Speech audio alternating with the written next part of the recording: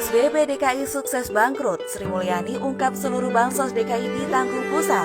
Ditulis oleh Podesi di siwar.com. Halo, assalamualaikum. Jumpa lagi dengan suara Nina di channel Redaksi TV. Kebangetan dongeng 1001 malam versi Gubernur DKI Jakarta Anies Baswedan. Sebenarnya warga Jakarta dan bahkan Indonesia nggak perlu kaget kembali mendengar bualan kepala daerah yang satu ini. Tetapi ada baiknya juga warga perlu tahu dengan harapan yang belum sadar bisa sadar. Jangan mau didongengi terus karena hidup dalam dunia khayal beda dengan kenyataan. Inilah bukti yang kembali terdengar bahwa bansos warga DKI Jakarta bukan ditanggung Pemprov DKI. Gokil. Ingat dong sesumbar Anies yang mengatakan bla bla dan bla bla soal PSBB. Nafsu betul karena ada sejumlah anggaran yang menggiurkan. Meski kemudian ujung-ujung ketebak minta pemerintah pusat membantu bansos untuk 3,6 juta jiwa, sedangkan 1,1 juta jadi tanggung jawab Pemprov DKI. Tetapi itu dulu cerita pada awalnya. Nggak begitu kelanjutannya, karena cerita bersambungnya ternyata berbelok. Fakta yang terjadi ngibul kesekian, maaf nomborin sendiri saja karena sudah kebanyakan. Yap, Pemprov DKI di bawah Gubernur Anies Baswedan melepas tanggung jawab bansos untuk 1,1 juta keluarga penerima manfaat atau KPM DKI Jakarta dan melemparnya menjadi tanggung jawab pemerintah pusat. Mau tahu alasannya? Alasannya ya Pemprov DKI bangkrut. Beneran muak dengan pemimpin yang satu ini. Keingat sewaktu membagi bansos pakai surat segala pula. Mau ngapain? Pencitraan. Lalu data bersalahan amburadul. Yang gak berhak dapat dan yang berhak justru gigi jari. Lalu ketika ditanyai soal transparansi data bansos, jawabannya gak nyambung, muter parah. Mendidih sebenarnya mendengar berita dari Menteri Koordinator Bidang Pembangunan Manusia dan Kebudayaan PMK Muhadjir Effendi. Ternyata Pemprov DKI melepas tanggung jawab pendanaan bansos karena tidak memiliki anggaran yang cukup. Kembali untuk yang kesekian gara-gara manusia parasit ini, beban anggaran bansos pemerintah akan meningkat. Padahal sebelumnya Anies pernah mengklaim Pemprov DKI tidak ada masalah dengan anggaran penanganan COVID-19. Bersilat lidah kemudian mengatakan arus kas tidak leluasa karena beberapa sumber dana belum terbuka.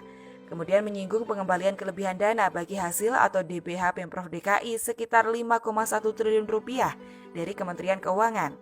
Padahal DBH belum bisa diberikan karena seharusnya menunggu hasil audit Badan Pemeriksaan Keuangan atau BPK.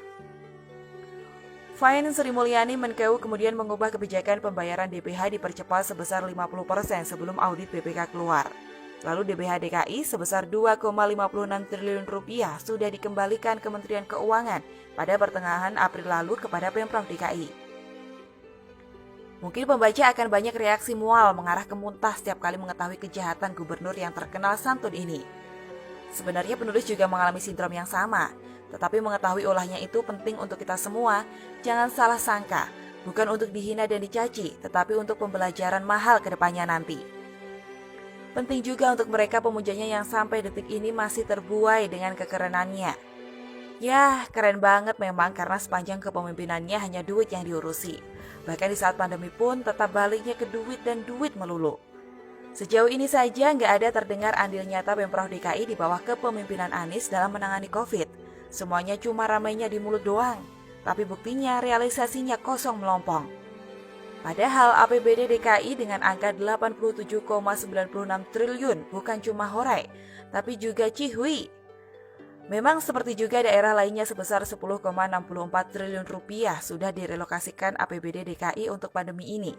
Tetapi sadar kondisi seperti ini parahnya harusnya pemimpin itu bisa berbuat lebih dan tunjukkan tanggung jawab terhadap warga.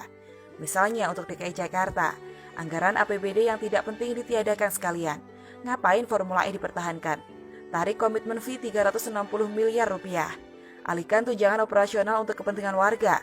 Gubernur 3,17 miliar rupiah per bulan. Sedangkan wakil gubernur 2,114 miliar rupiah per bulan. Konyol jika segala sesuatunya gampang banget main lempar ke pusat. Mikir dong untuk apa ada kepala daerah kalau segala sesuatunya presiden juga yang menyelesaikan. Oh iya lupa, mana bisa mikir kalau isi kepalanya saja masih jadi pertanyaan besar. Tetapi yang pasti pemimpin sejati itu dilihat juga dari hatinya. Di kondisi seperti inilah jelas terbaca siapa pemimpin yang memiliki hati untuk warganya dan siapa yang justru duri dalam daging menusuk warganya.